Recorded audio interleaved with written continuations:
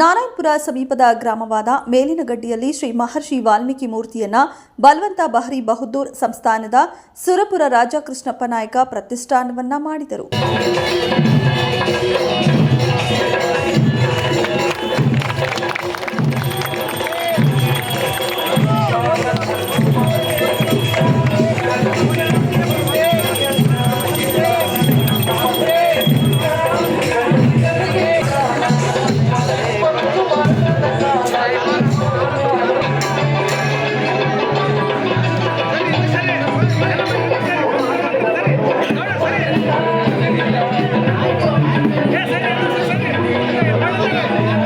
ಮೇಲಿನಗಡ್ಡಿ ಗ್ರಾಮದಲ್ಲಿ ಮಹರ್ಷಿ ವಾಲ್ಮೀಕಿ ಪ್ರತಿಮೆಯನ್ನ ಇಡಬೇಕು ಎಂಬ ಬಹುದಿನದ ಆಸೆ ಈಡೇರಿದಂತಿದೆ.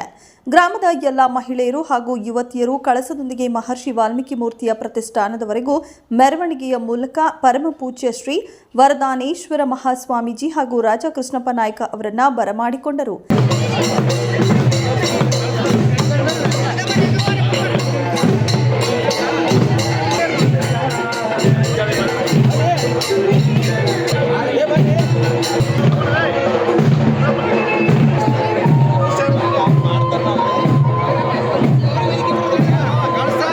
ಕಾರ್ಯಕ್ರಮದಲ್ಲಿ ಹುಣಸಗಿ ತಾಲೂಕು ವಾಲ್ಮೀಕಿ ನಾಯಕ ಸಂಘಟನೆ ಅಧ್ಯಕ್ಷರಾದ ಬಸನಗೌಡ ಎನ್ ಮಾಲಿ ಪಾಟೀಲ್, ವಾಲ್ಮೀಕಿ ನಾಯಕ್ ಸಂಘದ ಯಾದಗಿರಿ ಜಿಲ್ಲಾಧ್ಯಕ್ಷರಾದ ಸಿದ್ದನಗೌಡ ಪೊಲೀಸ್ ಪಾಟೀಲ್ ಕರೆಬಾವಿ, ಸುರಪುರ ಅಧ್ಯಕ್ಷರಾದ ಭೀಮಣ್ಣಗೌಡ ಯಮನೂರ, ಗಂಗಾಧರ ನಾಯಕ್ ತಿಂತಣಿ, ಯಾದಗಿರಿ ಜಿಲ್ಲಾ ಉಪಾಧ್ಯಕ್ಷರಾದ ರಾಮು ನಾಯಕ್ ಅರಳ್ಳಿ ಸೇರಿದಂತೆ ನೂರಾರು ಜನರು ಪಾಲ್ಗೊಂಡಿದ್ದರು.